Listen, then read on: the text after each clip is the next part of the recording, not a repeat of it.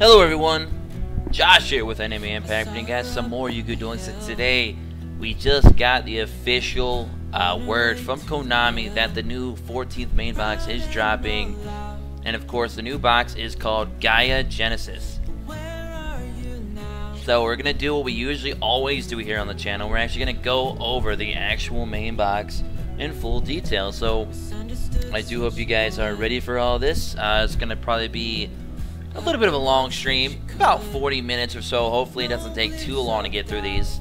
But we're just going to wait for a few more people to hop in here, and then we're going to get started.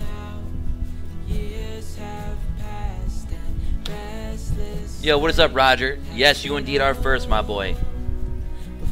And again, we're going to be covering the full box review of Gaia Genesis. Now, we've already talked mostly about a lot of these cards, but, you know, I just like to do this thing, you know, where we do it officially, you know, where the cards are there, and we're going to go through all the rares and normals, which we did not cover on the channel yet.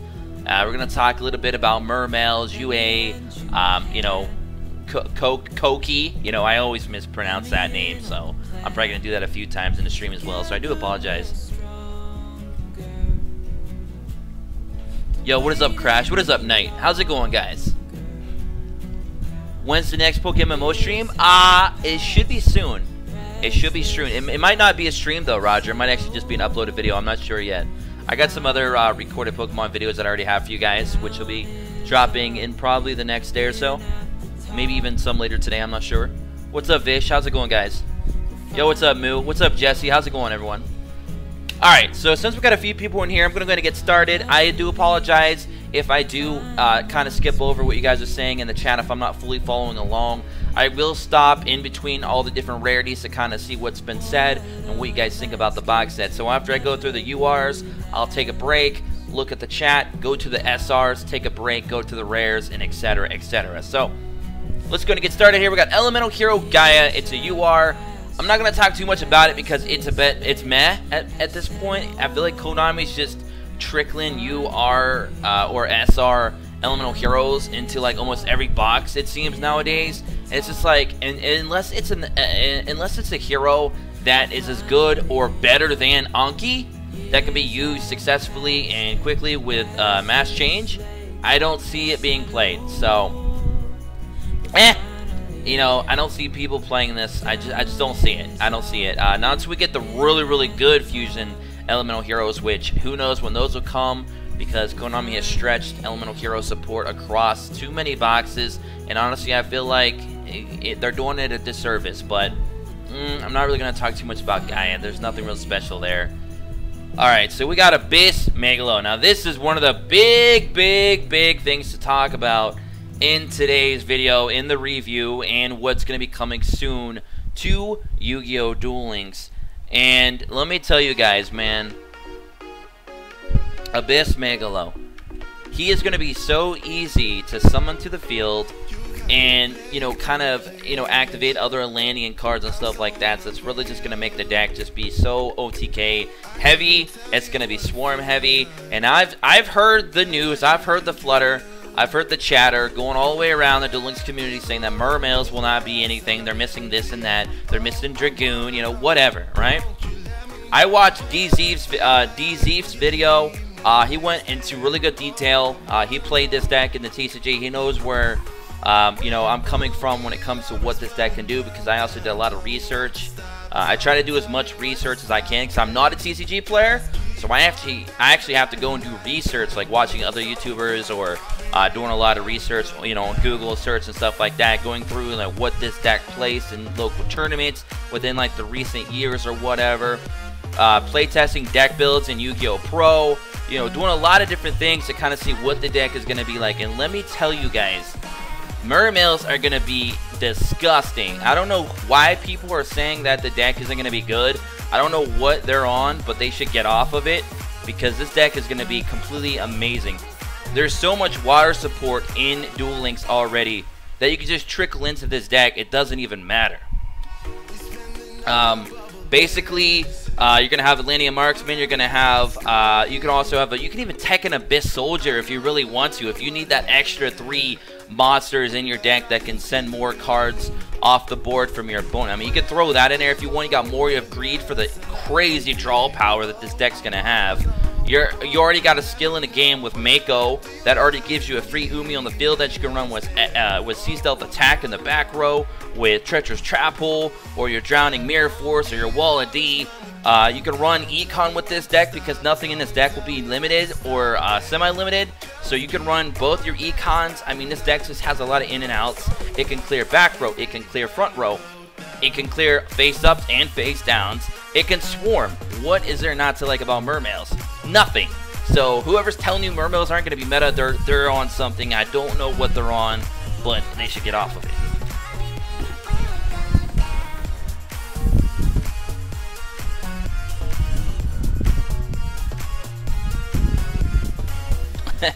Alright, going to the next one, guys. But anyway, yeah, Abyss Megalo, gonna be insane. Alright, guys, UA midfielder. I keep hearing a lot of people say that UAs may not be that good because they're missing the main phase 2. That's kind of where the deck lives and dies. But here's the thing I have to say about that. People said the same thing about Glad Beast. They said Glad Beast won't be good because we don't have a main phase 2. Well, Glad Beasts were extremely good when they first released in Duel Links, and they didn't have all their support either, and they were exceptionally good. Like they did, you know, a lot of people. They're basically the top meta for a time period, and it was really cool. And I actually enjoyed playing that deck. It wasn't too broken. It had a lot of in and outs, and it had enough weaknesses to make it, you know, not completely like, oh my god, we can't stop Glad Beasts or unstoppable. We didn't have that problem. They were a pretty good deck. Like, they had a lot of in and outs. They had their weaknesses, but they were competitive. They could be played against everything. And I just really enjoyed the deck. And I think UA midfielder may fall kind of under that same category of there's no main phase 2, but they still might be able to strive in Duel Links because of how Duel Links' format is set up with lower life points. You know, your opponent doesn't have a main phase 2 either, so it's not like they can take advantage of you or anything like that. You know, there's only select amount of back row available in the game that people are even using that are viable. You know, you got like that same 3 or 4 traps or same 3 or 4 spells you're going to see in almost every single deck. I mean, so you know what to look out for. You also have, of course, skills and stuff like that are also taken into account. Plus, you're running a lower count deck list, which is 20 instead of 40 minimum, like what you'd get in the TCG. So, definitely a lot of things different there. But UA midfielder, he's a 4-star Earth Attribute Warrior effect. You can special summon this card from your hand by returning UA monster you control to your hand. Now that is where people are saying that this deck's going to be missing out a lot because of not having main phase 2. Because you could do things like that in the main phase 2. You know, kind of just, you know, go in and out of your hand and back to the field. So I could see where they're coming from. But I feel like Glad Beast had the same problem. The same thing was said. But they still somehow survived and became a pretty good deck. But then again, that was months ago. Fast forward to now, a deck like Glad Beast cannot survive right now in the current meta properly. So, you know, you have a case to be made that UAs may just not be that good. And again, guys, we're skimming over a lot of these cards. We're trying to get to the rares and normals because we've already talked about these cards already before over various videos. Sangan, again, we've already talked about him as well. He's good if you're making an Exodia deck, but Exodia really hasn't been viable for a long, long time. The game's just moved too fast. I don't know. Swap Frog. This does not activate your Atlantean's effect, so I don't think you're going to really want to run Swap Frog per se in a Mermail deck, like a lot of people may think. But you could run it in a Frog deck. We have, what is it? Wastelands. You could run this with, I'm sorry, not Wasteland, Wetlands. You could run this with Wetlands and do some kind of crazy shenanigan Frog deck. That would be pretty insane. Would be a fun deck for sure. I would be glad to just see somebody make it. I'd love to run into it on the ladder every once in a while, just because I think it'd be fun and awesome to see something new for a change. Something that's really gimmicky. I just think that's where Swap Frog will fall under. It's not really a card you guys really should chase for, but still fun nonetheless. If we get other frogs in the future, then yeah, it'll be a really, really, really good deck and a really good card to have, but who knows when that's going to be. That could be a long time from now. Who knows? Konami's like all over the place when they release these cards, so it's really hard to just pinpoint what they're going to do with frogs in the future.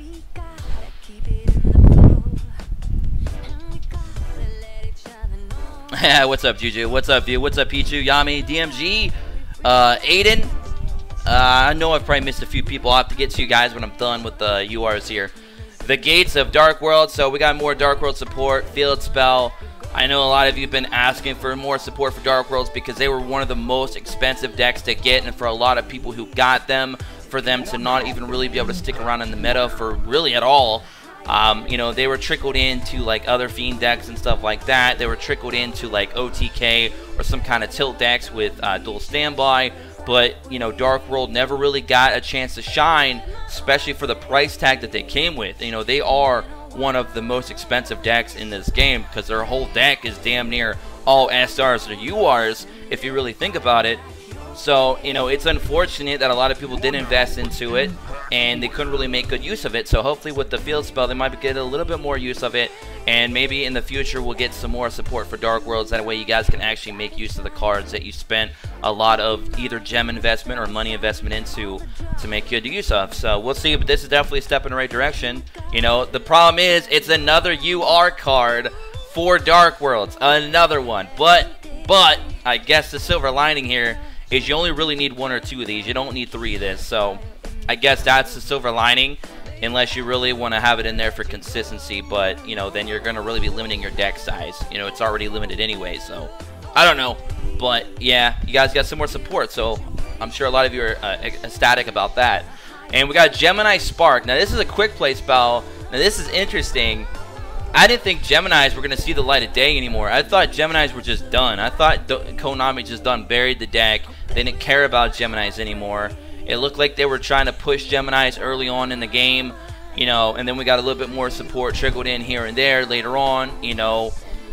And, you know, with Bastion being released in the game, he gave us some more Gemini support. So I thought maybe Geminis were going to get a little bit of love, and then it kind of just died off. Then the meta completely got power crept. But here we are again. We got Gemini Spark, quick play, tribute 1 face-up, level 4 Gemini monster, then target 1 card on the field, destroy it, and if you do, draw 1 card. Now that is interesting because if you do this with your Supervise attached to that, that's a lot of crazy board control and a lot of things that you just created there. It's a good combo because you're going to be able to return a Gemini to the field. You're going to be able to nuke a card from your opponent. You're going to get a free top deck off of that. I mean, that's a really, really cool card to have. And the fact that it's a quick play, you can play it on your turn or your opponent's turn. So, very, very good card. If you guys want to run a Gemini deck, I highly recommend you guys try to get 3 of these. Now, I know this is a big box, and a lot of you don't really like to go into big boxes. A lot of you kind of be more casual or conservative. You want to, you know, go into them little boxes that are a lot better. But now the little boxes and the big boxes are only separated by 80 packs. So I don't even know how good that's even going to be anymore going forward, especially with the gem nerfs and stuff like that. So I don't know what Konami's end game plan is here. But yeah, Gemini Spark, if you guys want to run a Gemini deck, that just seems like a no-brainer staple card that you want to pick up. And sorry if my voice is going, guys. I just got done recording like 2 or 3 other Pokemon videos, which will be uploaded very soon, you know, in the next day or 2. So I do apologize. Now we got Galaxy Cyclone. This seems to be like a card that a lot of people are aiming for because of its versatility. You can get basically 2 uses out of it. You can use it first when it, you know, you first put it on the field. You can activate it, and then you can activate it again from the grave to take out another back row. So this could be technically a 2-for-1. Very, very good card indeed. The only downside that a lot of you are suggesting is the fact that it doesn't have, you know, it's not a quick play, which I completely understand, but it's not being a quick play. You can't use it on your opponent's turn. But still, nonetheless, it's still very, very good that it can nuke a possibility, you know, possibly 2 cards for the price of 1. Very, very cool card indeed. And then we got this bad boy, Drowning Mirror Force. Now, a lot of people said this card's not going to be as bad as it's been hyped to be, because of the fact that you have to attack directly. The thing is, though, you can make a lot of decks in this game that allow your opponent to attack directly, especially early game. And a lot of people said, but we have Hey Trunade.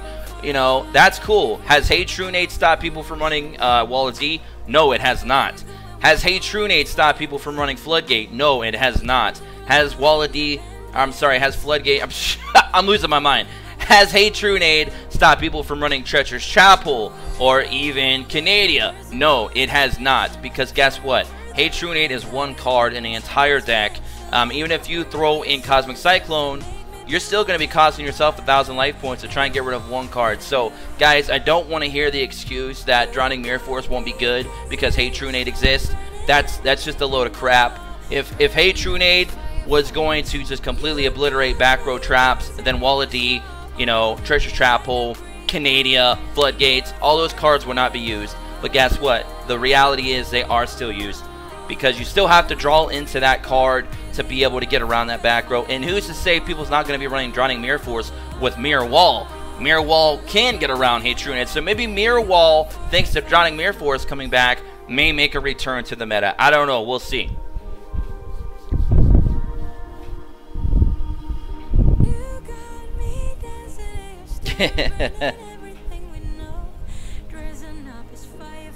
Anyways, guys, so we're going to go to the next one. Sorry, I was just reading the chat for a moment. Alright, so now we're finally in the SRs.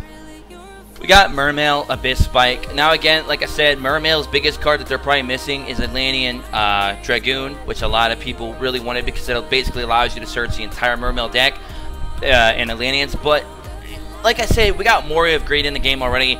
We have a lot of other water monsters that we could trickle in. I mean, there's so much water support. Like, it seems like there's there's page after page of water support in Yu-Gi-Oh! Duel Links, because Konami's been pushing water support way back, way back, early 2017, like January or February, when the water box set dropped, where we got more of Greed, and, you know, we got some other water monsters as well. That's when Daedalus became a meta. You know, we've had this water support way back when, and some of it may be useful again now today.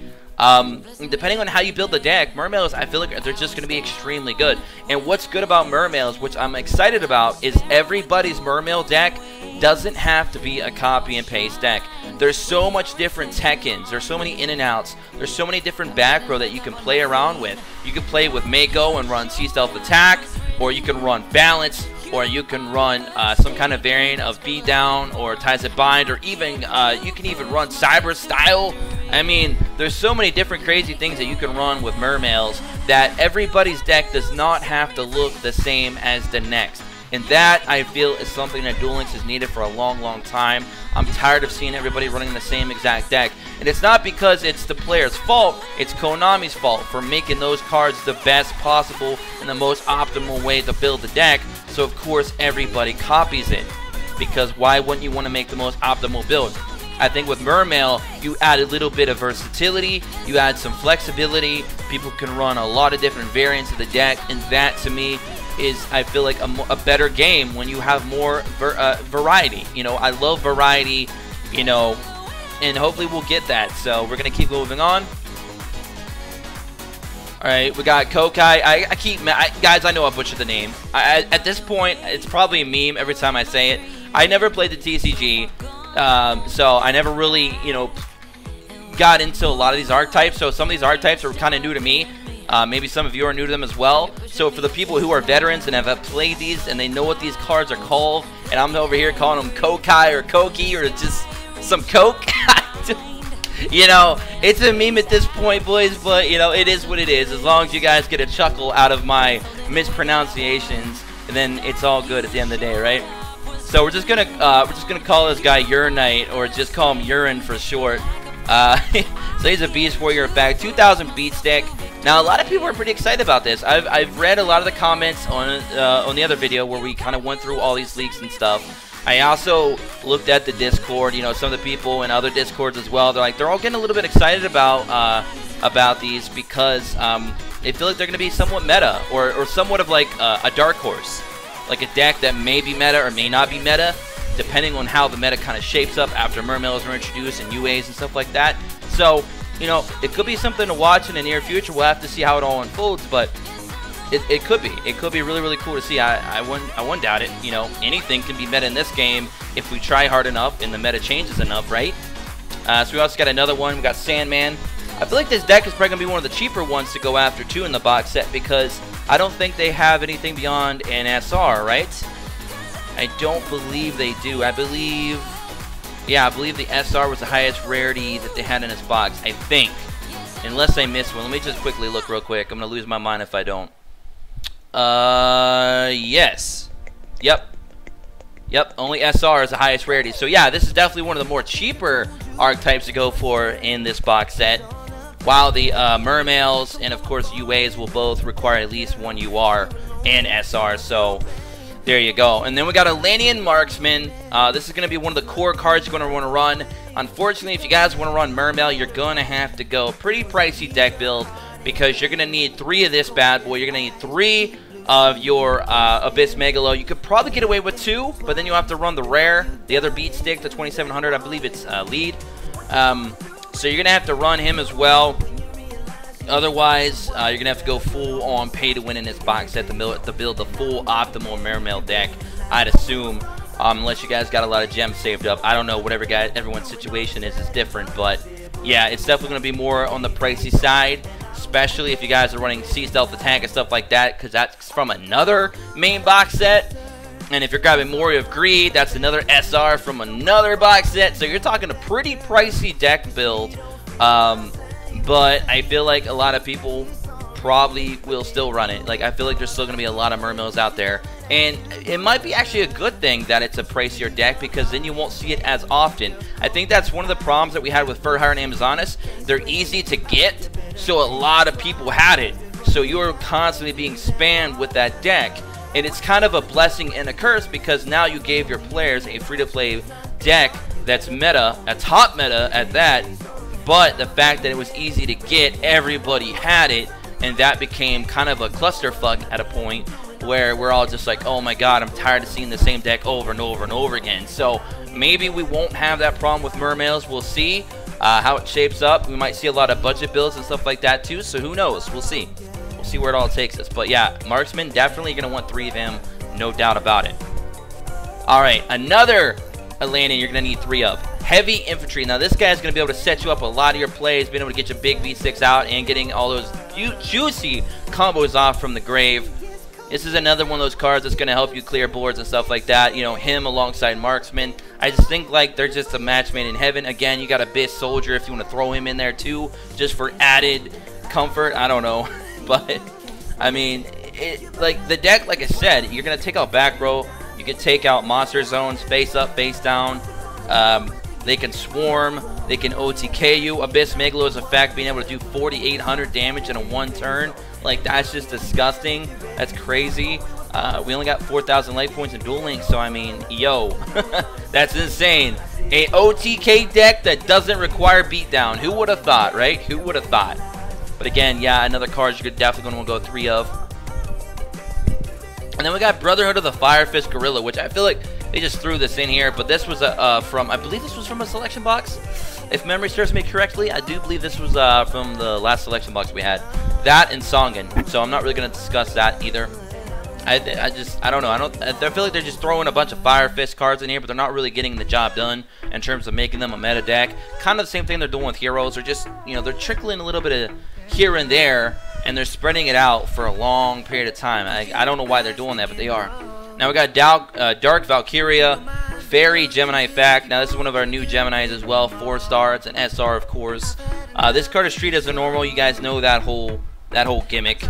But when it becomes a normal monster, while this card is face up on the field, you can place 1 spell counter on it. This card gains 300 attack for each spell counter on it. You can remove 1 spell counter from this card, then target 1 monster in the field, destroy that target. I feel like that's going to be a really, really cool and interesting skill to use, because you can actually use that with Supervise. You can actually play a Supervise on another Gemini monster and still get Dark Valkyria's effect off. You can run it with Econs as well. You can run it with equipped spell cards. You can run it with field spell cards. I mean, there's so many things that you can do with it. And the fact that you just nuke, or you can just give it attack power, that's insane. That's a really, really good Gemini card. I feel like you might need that, and you might also need your Gemini Spark. And you can make a pretty good Gemini, especially with the Gemini Trap Hole that we have and stuff like that. I feel like, yeah, maybe Geminis might actually be like a sleeper deck. They might be a sleeper deck that may see some play. They might be like, you know, a rogue deck you might see every once in a while, but when you see it, it can tilt you, man. So, I don't know. Gemini, rogue deck, you know, let's make it happen, right? Let's make it happen. More decks in the meta, the better. We want variety. Alright. Alright, so we got Snowman Eater. Basically replacing Man-Eater Bug for the most part because its survivability is a little bit better.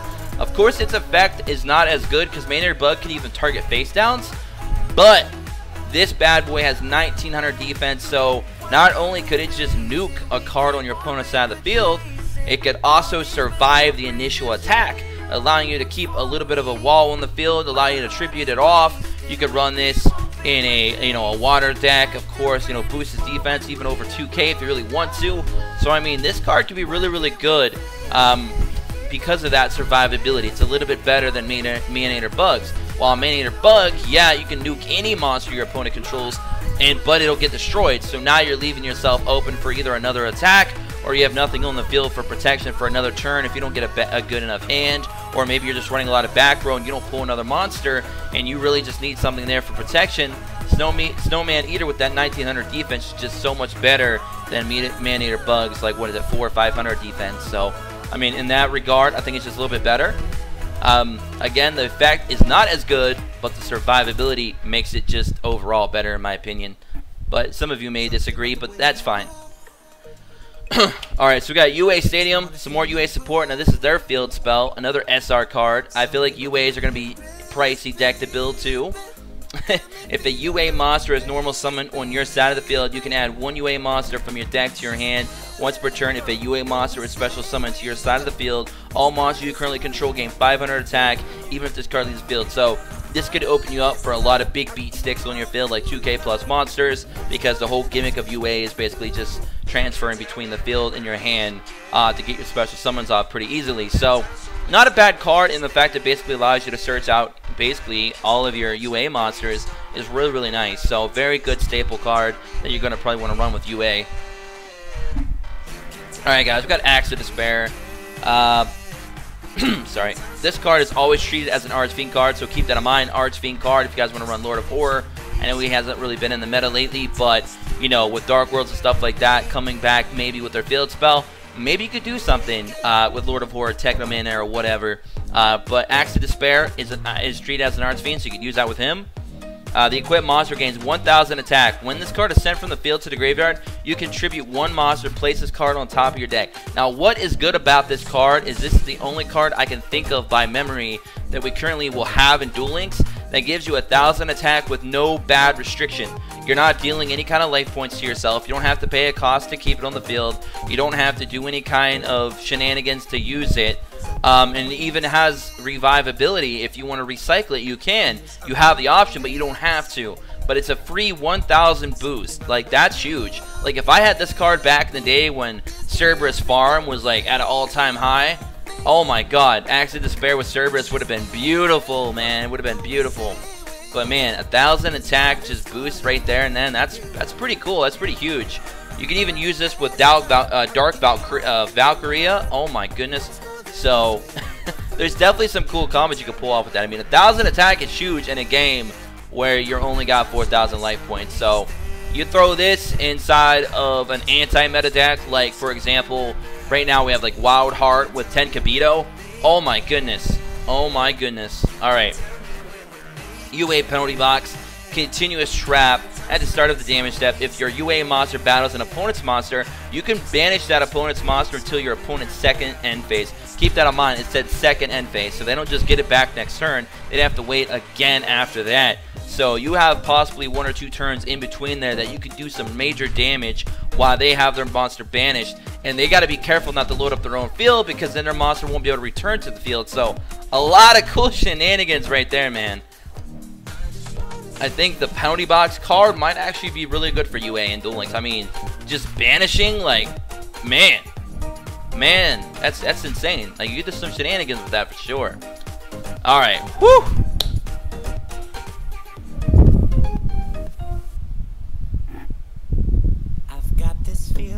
All right, I'm just going through the chat real quick, guys. We are now in the rares. We are now getting into the cards that we really didn't discuss in my review of the league videos, or the league video the other day. So give me one moment. Yeah, it's a UA onslaught. Yep. Oh yeah. All right, here we go. So we got Mermail, Abyss Gundy. We got 3-star Water Attribute, Aqua, of course, 1400 attack, 800 defense. If this card is discarded to the graveyard, you can target one Mermail monster in your graveyard, except Mermail as Gundy. Special summon that target. You can only use the effect of Mermail as Abyss Gundy once per turn. Abyss Gundy is really good. You're probably going to run at least, probably want to run 2 of these. At least 2 of these, because if you're running, I guess it'll depend how your deck build will be. If you're running a deck build where you're just going to be sacking off water monsters no matter if they're your high levels or not, then this will be really, really good because you're going to be able to bring them back to the field and then you're good to go. Now you got your big B6 on the field, you're swarming again. You know, you can start activating their effects or whatever, all them kind of crazy shenanigans. This is what I'm talking about. Mermails have a lot of, like, there's just a lot of shenanigans. I just don't know where in people's brains they're saying that Mermails are not going to work. They're going to be insane in Duel Links, man. I said the same thing about Sylvan. Sylvans came out and they just completely were cancer. Fur Hires, I said the same thing. Fur Hires came out and they were complete cancer. And you know what's funny about Sylvans and what's funny about Fur Hire? They both didn't even have their full support and they were still tilty as all hell in Duel Links. And Mermails will be no different. Mermails, like I said, they can revive. They got draw power. They can recycle. They can send stuff to the grave, activate effects, swarm the field, blow up your board. If they can do it, I mean, if you can name it, they can do it. It's insane. They literally have a lot of manipulation available to them with just the monsters alone. They don't even really need back row to get all the crap going off, which is crazy, because that puts them on the level of craziness like Fur Hire that also doesn't really need a back row to get all their shenanigans off. This deck will fall under that same category. They don't need a back row to do a lot of shenanigans, but you can throw a back row in it to make it worse. Like C Stealth Attack, for example, like I said, you got you know, you got C Stealth Attack with like Drowning Mirror Force. That'd be a disgusting combo. You also have, you know, Wall of Deep, you have your Treacherous Trapple, you've got your Canadias. You got a lot of different crazy things that you can do with Mermails. It's just disgusting. I think the deck is just going to be absolutely phenomenal. For all those doubters out there, I mean, you guys can wait, see how the meta shifts out, but I'm telling you, Mermails are going to be meta, no doubt about it, 110%. Do you think 9,000 gems will be enough to build a Mermail or UA deck? Okay, Bobby, so I'm going to be like, the truth I'm going to have for you is we're talking 180 packs in the new box set. You know, this will be our new versions of main boxes going forward for the foreseeable future that we know of, 180 packs. I think 9,000 gems, if you reset properly, I feel like you could at least make a budget of either of those decks, no doubt about it. You may want to focus on getting the Marksman and Infantry more so than Abyss Megalo, because Abyss Megalo is going to be harder to grab because it is a UR, and you can get 2 of the SRs per run through the box. So I would say try to focus on getting those 2 core cards the most, and pick up at least 1 or 2 copies of Abyss Megalo, and then you can use the other rares and stuff like that to fill out the deck. I think that's the best way you want to go, guys, if you don't have enough gems to like fully go through the box multiple times. I feel like you should definitely focus on the 2 SR core cards, try and get at least 1 Megalo, and then fill out the rest of your deck with the rares. That's my honest opinion for you guys. Alright, here we go. Mermail, Abyss, Hild. Aqua effect, 1300 attack, 400 defense, rare, of course. If this card is sent to the graveyard, you can special summon 1 Mermail monster from your hand, except Mermail, Abyss, Hild. You can only use this effect of Mermail once per turn. So again, more special summoning effects going off, more swarming, all kinds of shenanigans, all the graveyard effects. I mean, I don't know what else to say about the deck, guys. I mean, it does it all. It does everything. And by the way, Fur Hires weren't really meta in the TCG, but Mermail were, and they have been a part of the meta for the past 4 or 5 years. So that tells you something about the deck. It's continued to keep adapting. Turge. Hey, sorry about that, guys. We're back. We're back. Yeah, sorry about that, guys. We got rip stream indeed, but the stream is now back. I do apologize, guys. OBS, you gotta love it. So we got Mermail, Abyss, Turge, 4-star Water Attribute, Fish effect, 1700 attack, 1100 defense.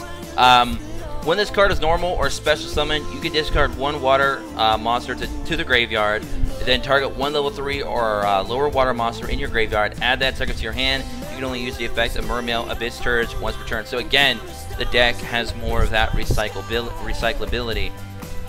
Alright, now I got Mermail Abyss Lead. Now this is the free-to-play version of basically what you're going to want to replace if you don't have multiple copies of Abyss Megalo. This will be your other big beat stick that you want to run in the deck. So if you guys are thinking to make a Mermail deck, but you don't have enough gems, or you're not going to go into it with a lot of money, and you want to build a budget version, you want to build it around Abyss Lead, because this guy is a rare. He's 2700 attack, and you know he's definitely your next best option besides Abyss Megalo. So you can discard 3 other water monsters to the graveyard, special summon this card from your hand. When you do, you can target one Abyss spell or trap card in your graveyard, add that target to your hand. You contribute one other face-up water monster, Mermail monster, send one random card from your opponent's hand to the graveyard. You can only use this effect of Mermail Abyss Lead once per turn. So you can nuke your opponent's hand. He's a 2700 beat stick. He can run with C stealth attack, of course. You know, he allows you to grab an Abyss spell or trap card from your grave, add it back to your hand, let you reuse it. So again, more recycling. Again, you know, Abyss Megalo is definitely superior, but this guy is your next best thing if you can't get multiple copies of that. So you guys can make a budget Mermail deck. Pay to win trumps free to play. You know, it's kind of always like that though, for the most part. I mean, it just happens. So UA Dreadnought Dunker, 2500 attack, 1800 defense, warrior effect. You can special summon this card from your hand by returning one UA monster you control to the hand, except UA Dreadnought Dunker. So he's going to be simple to summon. You put one of your lower 3 or 4 star UA monsters on the field, activate their effect, boom, and then you got Dunker on the field. You can only special summon UA Dreadnought Dunker once per turn this way. If this card attacks a defense position monster, inflict piercing battle damage to your opponent. When this card inflicts battle damage to your opponent, you can target one card on the field destroyed. So this guy can, you know, in the best case scenario, knock out 2 of your opponent's six possible cards, or 7 possible cards if you include a field spell, by himself. So he can do piercing damage if you're attacking a a defense position monster, and he can nuke one more card on your opponent's side of the field if he inflicts damage. So that is really, really good. Dunker can just literally just go and dunk on them. yeah. So really good card indeed. Very good card. And he's easy to summon, like I said.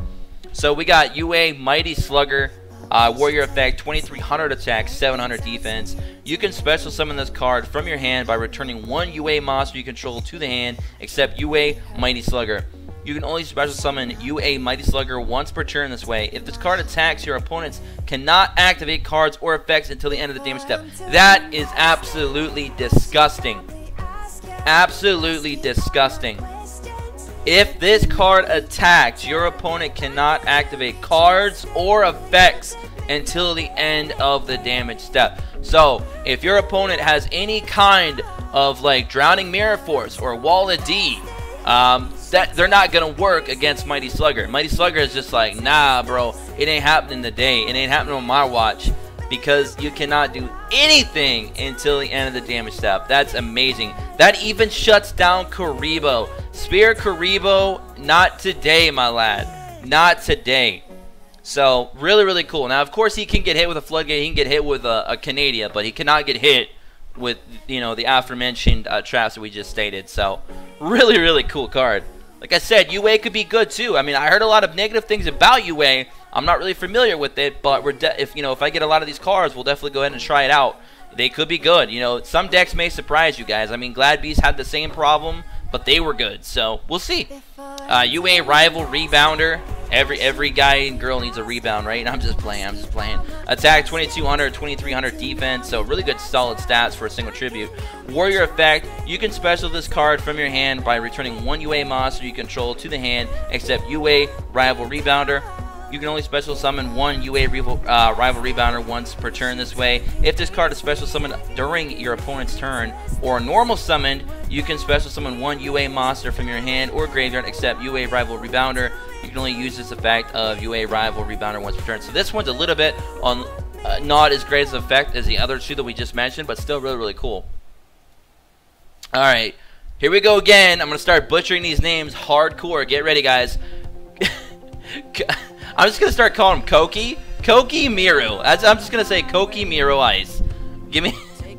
I feel like I'm ordering a drink. Yeah, I would like some Koki Miru on the ice. On the rocks. There we go. I want some Koki Miru on the rocks, please. Yeah. Give me a pint of Koki Miru.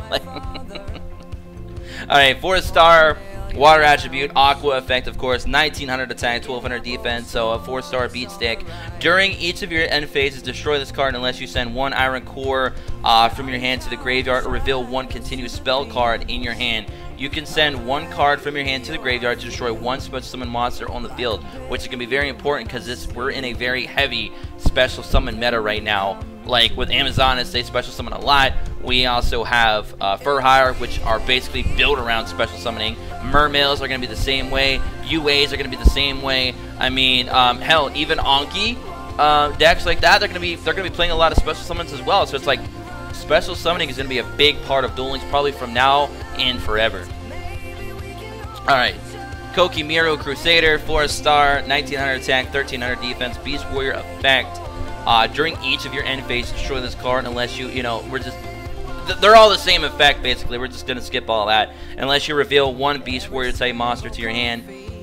If this card destroys an opponent's monster by battle, you can add one Koki Miru card from your graveyard to your hand. So, he can recycle. Not bad, not bad. Okay, Koki Miru, Sea Panther, and again guys, if I'm butchering that name, it is what it is. It is what it is. Sea Serpent effect, 1900, 1200 attack. Again, it has the same effect as the rest of them. Or you can reveal one water monster in your hand. Once per turn, you can send one iron core of Koki Miru from your hand to the graveyard to return one spell card from your graveyard to the top of your deck. So again, more recyclability, which is really clutch because you're actually sending stuff to the graveyard to keep these monsters on the field if you want, and then you can recycle them. So it's just like constant use and reuse, use and reuse. So it's really cool. Koki Miru prototype, rock effect, 1800 attack, 1800 defense. Oh man, with those kind of stats like that, oh man, that looks like just juicy bait for my boy Spike Shield. Woo! With stats like that, oh, Spike Shield, boy. I think I'm in love with Spike Shield, guys. I think I have an addiction. But anyway, if a face-up, you guys get the drill on that.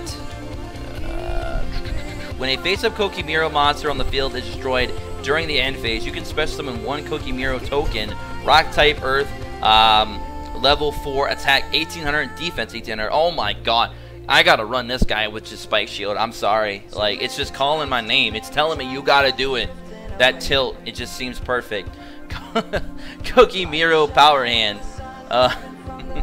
4-star, 2100 attack, 1600 defense, machine effect. During, you know, you guys get the drill on that.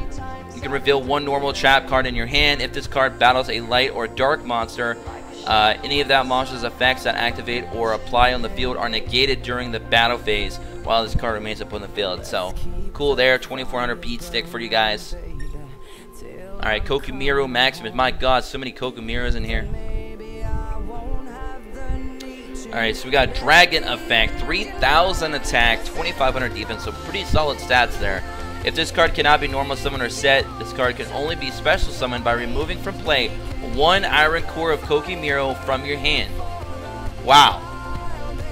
So you just remove one card from your hand and you got this big 3000 beat stick on the field.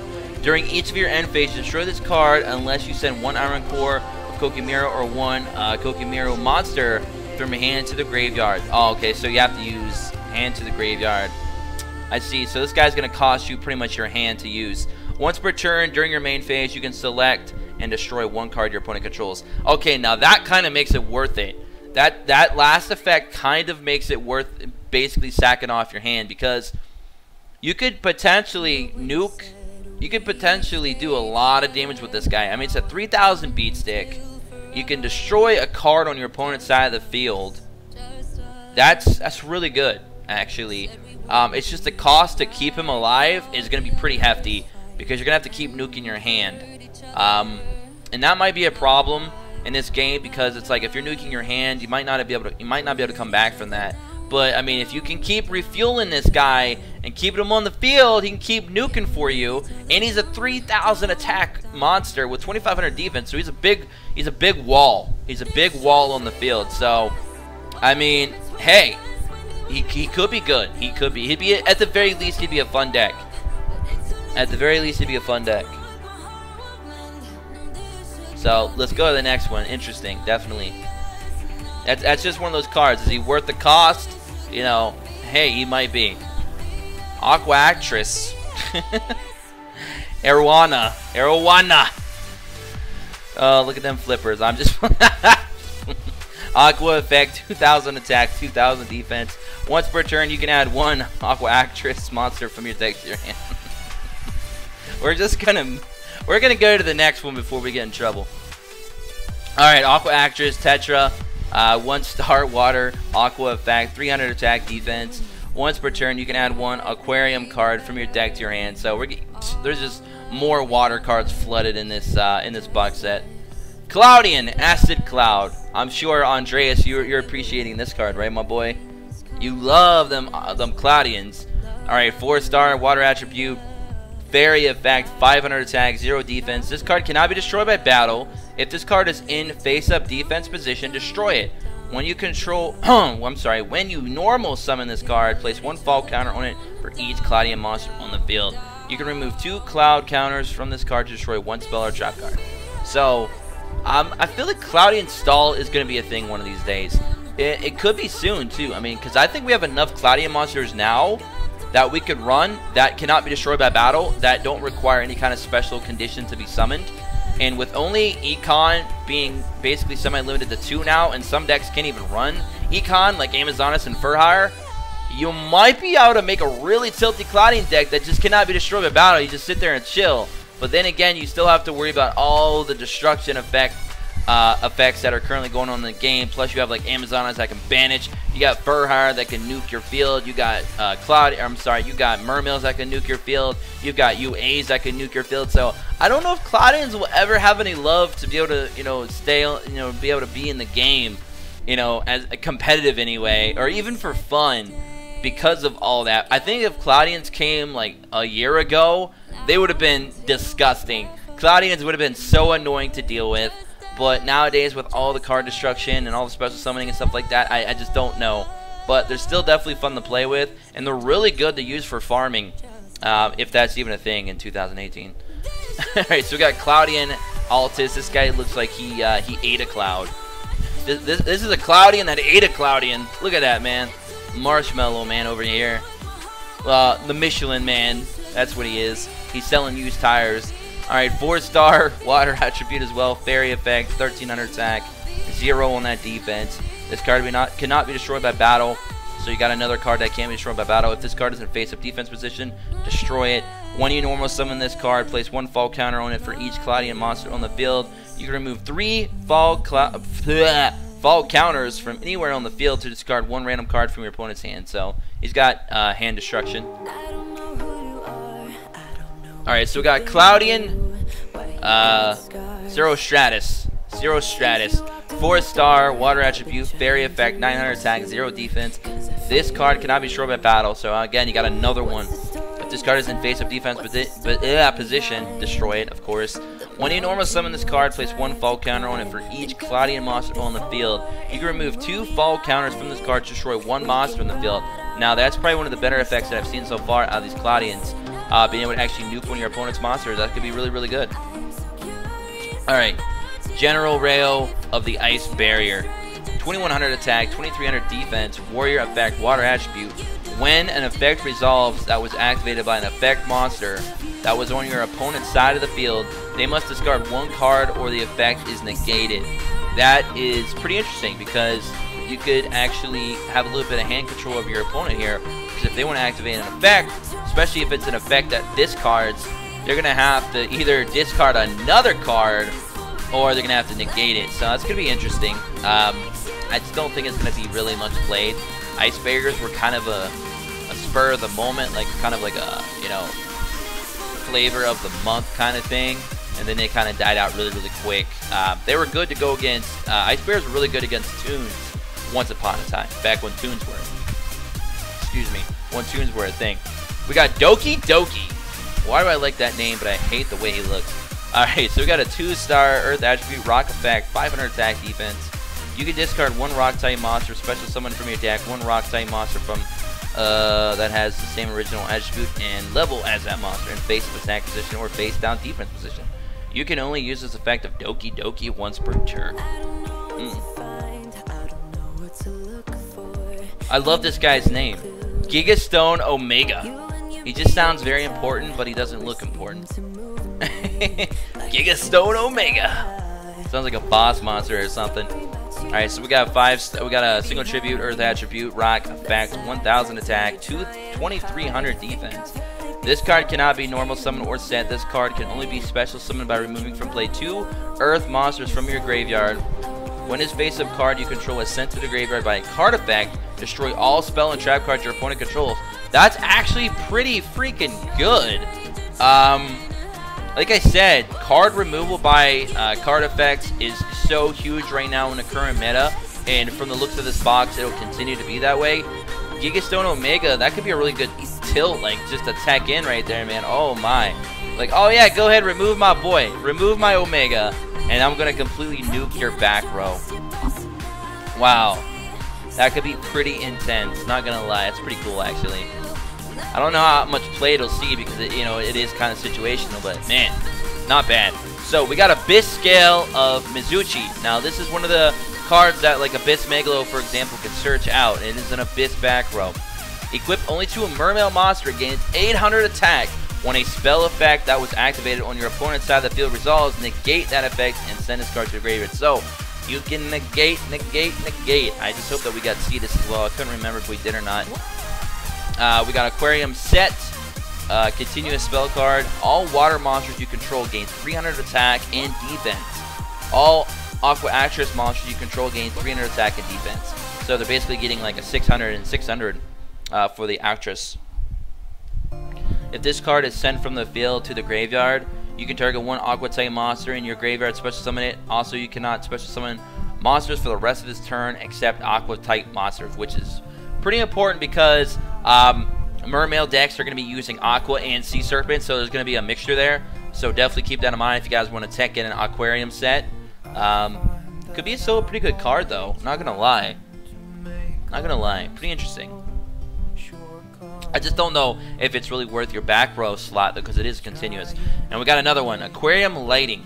Another continuous spell card. If an Aqua Actress monster you control battles an opponent's monster during damage calculation, your battling monster's attack and defense each becomes double its current attack and defense during the damage calculation only.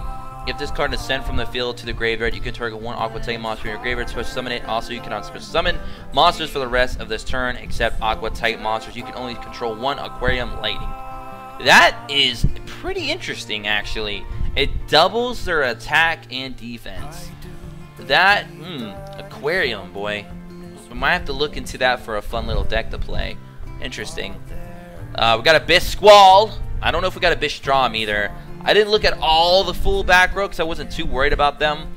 But if we got like Abyss Squall, Abyss Strom, Cetus and stuff like that, and we got Dragoon, Mermails would have been too busted for dueling. So it might be a good thing that they're coming out of the gate already somewhat nerfed, but they're still going to be really, really strong. Target 3 Mermail monsters in your graveyard, special summon those targets in face-up defense position. Their effects are negated and they cannot declare an attack. Destroy them during the end phase. So you can use those as tribute fodder.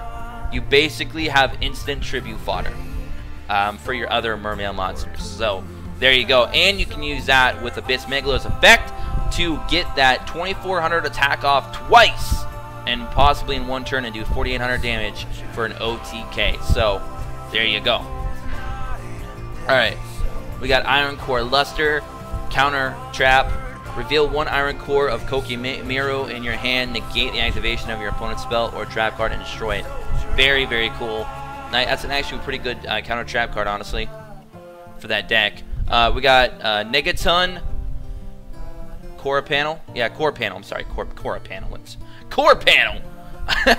Counter trap card. Activate only if you control a face-up Kokimiru monster and have Iron Core of Kokimiru in your graveyard. Negate the activation of an effect, monster's effect, and destroy it. So, okay, you know what? With some of these back row we're getting now, I'm starting to really think that deck could be something. That is very interesting. They have recyclability. They have counter traps. They have 2 of them so far that are actually pretty decent. You can negate stuff, you can destroy stuff, and okay, interesting. And most of their 4-stars are really big beat sticks too. So, all right, Kokimiru Shield. Activate only when your opponent's monster declares an attack. If you have 2 or more Iron Core of Kokimiru in your graveyard, destroy all fates of attack. What? Okay. Alright. This deck is looking pretty legit. Okay. Yeah, they're looking a little bit legit now. Like, they're looking pretty legit. And getting 2 or more in your graveyard is going to be simple because they all the Kokimiru monsters basically always are wanting you to send that stuff to the grave anyway to keep them on the field. So you're going to have your grave filled up pretty quickly. That is pretty crazy. Wow. You know what? Kokimiru, we might have to rock that deck, Philip. We might have to check it out. Gonna have to check it out. Alright, we got Wolf Axe Wielder. I'm not gonna talk about a vanilla. Jesus. Another vanilla. Sea Serpent Warrior of Darkness, 1800. You guys remember when a 1700 Axe Raider was a UR in a box set and a main box set? And now we're getting normal rarity cards that are 1800 attack that are vanilla. Okay. Jeez, the power creep of boxes has changed so quickly, guys. So quickly. Mermail Abyss Nose. Fish effect, 1500 attack, 1500 defense.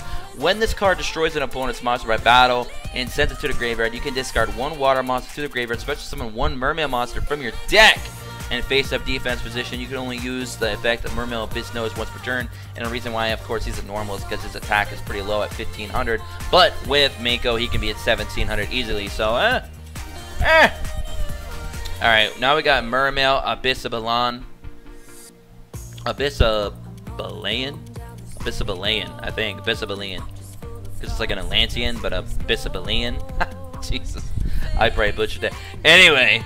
Aqua effect, 2500 attack, 2000 defense. You can discard 4 other mermail monsters to the graveyard. Special summon this card from your hand. When you do, target cards your opponent controls up to the number of mermail monsters in your graveyard. If possible, this card gains 500 attack, and if it does, destroy those targets, if any. You contribute 1 other face-up attack position mermail monster. This card gains the following effect this turn. At the start of the damage step, if this card battles a defense position monster, destroy that monster. So that card is extremely situational. Like, extremely situational. You do not want to run this guy and get him early game. This is like a card that you would get like way late game. Like, holy cow. You might want to run like Last Gamble or something with this card. Like, holy crap. That 4 other mermail monsters, like, whoo! Bruh. Alright, we got UA Playmaker. I remember when Ace Axe Raider was hard to deal with. Yeah, Juju, that was way back. Alright guys, we're back. OBS is trolling me hard right now. We're trying to get through this box review, OBS. Leave me alone. Oh my goodness. Alright, anyway. Kokimiru, Valifar, Fiend effect, 3000 attack, 2100 defense. During each of your end phases, destroy this card unless you send 1 Iron Core of Kokimiru from your hand to the graveyard. You contribute summon that monster by triggering 1 Kokimiru monster. This card cannot be destroyed by the effect of trap cards. So that's really interesting. He cannot be destroyed by Treacherous Trapple. During battles between this attacking card and a defense position monster whose defense is lower than the attack of this card, inflict the difference as battle damage to your opponent. So he's got basically piercing damage. Alright. Koki Miru Boulder. So many Koki Mirus in here, man. Rock effect, 1200 attack, 1000 defense. When this card is destroyed by battle and sent to the graveyard, you can add 1 Iron Core of Koki Miru or 1 level 4 or lower Koki Miru monster from your deck to your hand. So this guy's a really good searcher. Kind of confused why he's only normal rarity. That's interesting. You could just set this guy. You could just start with this guy, set him, and get out whatever card that you're looking for. And then be ready for your next turn. I don't know. That's interesting. I feel like he might have been able to slide by as a rare, but hey, he's a normal. He's a really good searcher. Alright, Kokumiru Golungulate. Golungulate. I don't want to have to ever say that name again. Let's hope I don't. Zombie effect, 2500 attack, 1700 defense. During each of your end phases, destroy this card unless you send 1 Iron Core of Kokumiru from your hand to the graveyard or reveal 1 zombie type monster in your hand. If a Kokumiru monster you control will be destroyed by battle or by a card effect, you can remove from play 1 Kokumiru monster in your hand, in your graveyard instead. So this guy can kind of survive a destruction. That's actually pretty cool. That's pretty cool. Aquatrix Guppy. It's a Guppy. Oh, look at that cute little Guppy. There we go. That's fish food, though, sadly. Alright, that's a 2-star Aqua effect, 600 attack, 600 defense. Once per turn, you can special summon 1 Aquatrix monster from your hand. Now, what's interesting, guys, if you run these Aquatrix with their continuous spell cards in a wetland deck, their attack gets extremely high. Extremely high.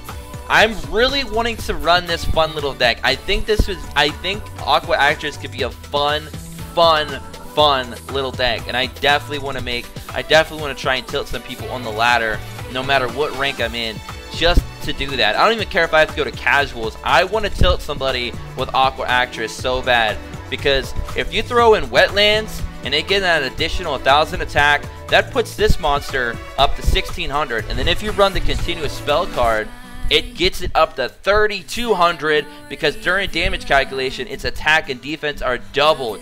Could you imagine that tilt with like, Spike Shield with Chain, or if you're running that with like Wall of D in the back row or whatever for more protection, and then if you're playing aggressive, you can attack and just get super high like that. That just seems like a really fun tilty deck, and I want to make it. I really want to make that deck. It just seems like a lot of fun.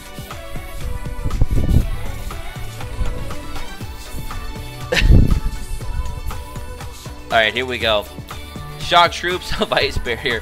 3-star water attribute. Spellcaster effect. 1500 attack, 800 defense. You can tribute this card to select 1 face of water monster on the field, destroy it, and add 1 Ice Barrier monster from your deck to your hand. Now that's interesting because you can actually search out any Ice Barrier monster from your deck and add it to your hand. That's really good. So it's like the ultimate searcher right now so far in the game for Ice Barriers, but unfortunately I just don't see Ice Barriers being much of a threat right now, sadly. I think they have their little time to shine, and that might be all they get. We'll have to see in the future.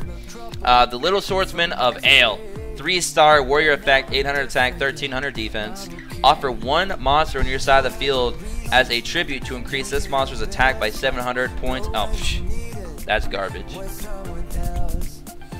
Woden, the Resident of the Forest, 3-star Earth attribute, 900 attack, 1200 defense, warrior effect. Increase this card's attack by 100 points for every plant type monster that is face up on the field. Wow, that's even more garbage. I think we're getting into real bad stuff now. Zone Eater, 1-star water attribute, aqua effect, 250 attack and 200 defense. A monster attacked by this card will be destroyed during the end phase of the 5th turn. Jesus. That's like so long afterwards, like you're probably gonna be dead by then. Alright, Yado Karu, 4-star water attribute, 900 attack, 1700 defense, aqua effect. When this card is changed from attack position to defense position, you can place any number of cards from your hand at the bottom of your deck in order you desire. That's interesting. That's interesting. Okay. Great Spirit, 4-star Earth attribute, 500 attack, 1500 defense, rock effect. Once per turn during your main phase, you can flip this card into face down defense position. When this card is summoned, you can switch the original attack and defense of 1 face up Earth monster on the field until the end of its turn. Ocean's Keeper, 3-star water attribute, 1500 attack, 1200 defense. During battle between this attacking card and a defense position monster whose defense is lower than the attack of this card, and inflict the difference as battle damage. So he just does piercing damage. When this card is destroyed by battle and 1,000 ice jellyfish or 1 cranium fish from your deck to your hand. Oh, you can add one. I'm sorry. I don't know why they do that whole explanation. Why don't they just call it piercing damage? Just say this monster does piercing damage. Like they do like this whole like 2 or 3 sentences that just aren't needed. 1,000 eyes jellyfish. Speak of the devil. 5-star water attribute, 300 attack, 2100 defense, fish effect. This card cannot be normal summon or set. This card cannot be special summon except by attributing 1 Ocean's Keeper. Your opponent must play with their hand revealed. Ooh. And then Cranium Fish. Water attribute, 2400 attack, 1000 defense, fish effect. You can special summon this card from card by attributing 1 Ocean's Keeper. You can discard 1 water monster to the graveyard to destroy 1 face down card. Metabo Shark, or Metabo Shark. 4-star water attribute, 1800 attack, 500 defense, fish effect. When this card is normal summon, you can target 2 fish type monsters in your graveyard, shuffle those targets into your deck. That's actually pretty cool. It's not a bad, actually it's not a bad, I mean it's just, that's literally a 2K beat stick for Mako. It looks pretty dope. Alright, Rage of the Deep Sea, 5-star water attribute, 0 attack and defense, fish effect. This card gains 500 attack and defense for each fish, sea serpent, or aqua type monster in your graveyard. Now, that is actually not a half bad card to run if it wasn't 5 stars. It happened to be a tribute monster or be ran with like Legendary Ocean is what makes it bad. Otherwise, I feel like it'd be like an SR or something, because I mean that attack boost would be so easy to get in a water deck. It would be hilarious. I mean, imagine how high his attack stat could get. But yeah, he's a tribute monster, unfortunately, so that's a shame. Alright, we got Elemental Hero, Mud Ball Man. Mud Ball Man! Warrior Fusion effect, 1900 attack, 3000 defense. Elemental Hero Bubble Man and Elemental Hero Clayman must be fused and summoned and cannot be special summoned by other ways. So he's just basically a big brick wall. Or I should say a clay wall. Or a mud wall. Whatever. And there it is! We did get Abyss Scale of Cetus. I wasn't sure because I completely forgot to go back and look at all the normal rarities when I did my box league. So I completely forgot to double check. But we are indeed getting Abyss Scale of Cetus. It's amazing. So we got the one for traps and the one for spells, which is awesome. Equipped to a mermail monster, it gains 800 attack. When a trap effect that was activated on your opponent's side of the field resolves, negate that effect, and then send this card to the graveyard, which you can then recycle later on. And then we got Iron Core of Kokimiro. During your draw phase, if this card is in your graveyard, you can add this card to your hand instead of drawing in, or send 1 Kokimiro monster from your hand to the graveyard to add this card to your hand. Whew! Iron Core immediate disposal. Select and send 1 Iron Core of Kokimiro from your deck to your hand, to your graveyard. And guys, be glad that Mermails did not get Abyss Strom, because holy crap, rip all back row on the board. Urgent Synthesis.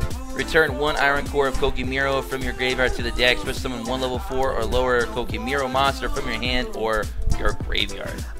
And then we got Core Compression. Reveal 1 Iron Core of Kokimiro in your hand and discard 1 Kokimiro monster. Activate this card. Draw 2 cards. Wow, Nani? Pot of Greed. What does it do?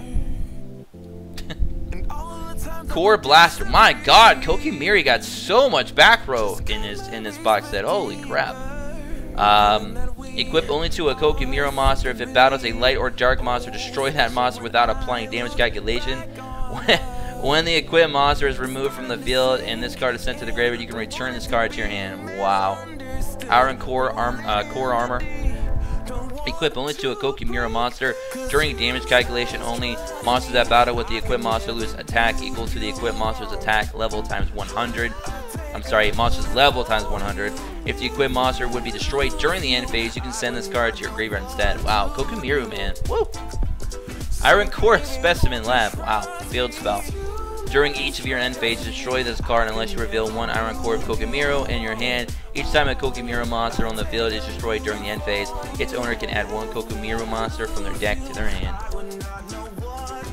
Core Transport Unit. Continuous spell card. Once per turn, you can discard 1 card, add 1 Iron Core of Kokumiru from your deck to your hand. Kokumiru Initialize. Quick play spell. Tribute 1 Kokumiru monster to add 1 Iron Core of Kokumiru from your deck to or graveyard to your hand. Mirror of the Ice Barrier. Quick play spell.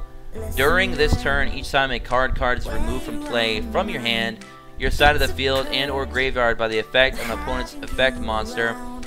If a card in your hand is removed from play up to 2 random cards in your opponent's hand. If a card you control is removed from play up to 2 cards your opponent controls. Ooh, this card would be tilty ASF against Amazonas. Like, this would just tilt Amazonas to the moon. If a card in your graveyard is removed from play up to 2 cards in your opponent's graveyard. So this card would be super good against Amazonas. But I think that's about it. This card would be really good just basically about, yeah, basically that's it. And you don't have to run this with ice barriers either, I don't think. No, you don't. You can just run this with whatever you want.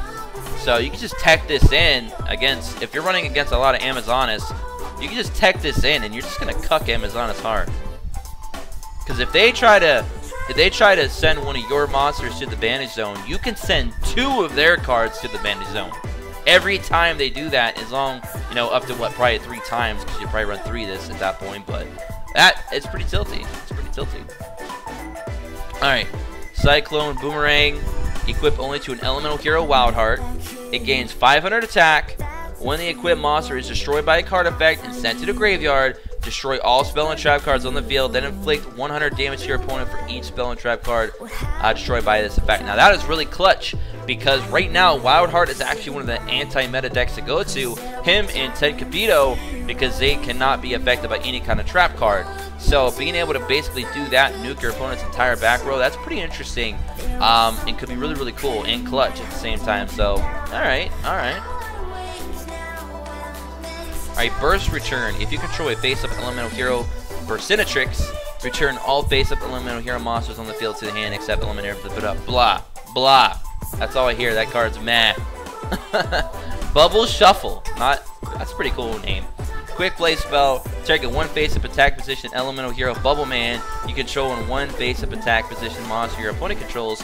Change both those targets to defense position, then tribute that elemental hero Bubble Man, then special summon 1 elemental hero monster from your hand.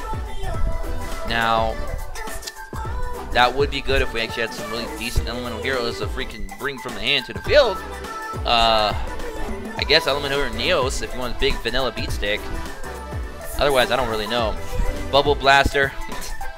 You can only equip this card's elemental hero Bubble Man, increase the attack of the equipped monster by 800 points. If the equipped monster will be destroyed as a result of battle, destroy this card instead and make the battle damage to the controller of the equipped monster 0. Whew! Bubble Illusion. Quick play spell. You can only activate this card where there is a face-up elemental hero Bubble Man on your side of the field. During this turn, you can activate 1 trap card from your hand. So, lots of Bubble Man support right now. Raging Cloudian. Activate only when a Cloudian monster you control is destroyed by its own effect and sent to the graveyard. Special summon 1 of those monsters from your graveyard in attack position and place 1 fall counter on it. It cannot be changed to defense position by a card effect. So it basically just becomes completely unaffected by Econ at that point.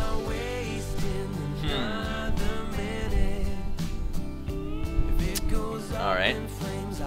Clay Charge. When an elemental hero Clayman you control is targeted for an attack, even if it is face down, but reveal it to your opponent in that case. Destroy the attacking monster and that elemental hero Clayman and inflict 800 damage to your opponent. So it's basically a 1 for, well, technically it's a 2 for 1 because you're destroying their monster, but you're also losing your Clayman and this trap. So Goblin Fan, continuous trap. When a guys, we are finally done. I got through all 100, well, it wasn't technically 180 cards, but I got through all the cards that are going to be in the new main box, 180 packs in total. Holy cow, my throat is sore. I hope you guys do enjoy these. I try to do these every single time a box set comes out. These are by far some of my longer videos that I ever do that I have to talk constantly on. So I hope I did keep you guys interested enough, and I helped a lot of you out. You know, give me my personal opinions on some things. I don't know if I really gave you guys an idea if you want to go into the box or not. Do you think that you should go into the box? I will say yes. And I'm not saying that just because I'm a YouTuber. I have told you guys in the past to not go into a box because it wasn't good. Like the vampire box, you didn't have to go into that unless you actually had to use gems. And the big box before that, I highly suggested not to go into the box. So for this box, should you go into it if you have the gems? Yes. I feel like with the nerfs of Fur Hire, you should still be able to run Fur Hire just as effectively as before. Just run C, Stealth Attack, or whatever kind of skill that you want to come up with. Amazonas, even without Baby Tiger, will still be somewhat relevant in the meta. So those two decks will still survive. Mermails will definitely be a new addition to the meta. UA and Koki Miru, they may also be part of that meta, maybe as a lower tier or something. I don't know. I have not really got involved with those decks too often. But UA seems pretty cool if you can get it to work. And you also have Koki Miru, which I think just has a lot of crazy shenanigans goes on that could also be a pretty cool deck. So those could be two sleeper metas, but I definitely 100% think Mermails will be meta, and not just meta, but top meta. So, I mean, if you guys want a new top meta deck and you got the gems for it, or if you're willing to go into the box with some sales, I would highly recommend going into this box set. It seems pretty legit. Has a lot of other cool little cards that you can use for even older box set, like older cards, archetypes like Gemini's, for example, you know, with Gemini Spark and, you know, the Dark Valkyrie and stuff like that. So a lot of interesting things to get in this box. If you guys want Sanga and stuff like that for some crazy tilt decks, for some draw power or whatever, that's in there as well. It's just funny that the featured card, Elemental Hero Gaia, is probably not going to be used very often, if at all, which I always find funny. It usually happens that way. All the, you know, the featured cards sometimes are never used. But anyway, I hope you guys all enjoyed the review. As always, be sure to drop a like if you did. Subscribe if you're new, become an Impact player today. I'll be bringing some Pokemon content. I already recorded 2 videos before I did this.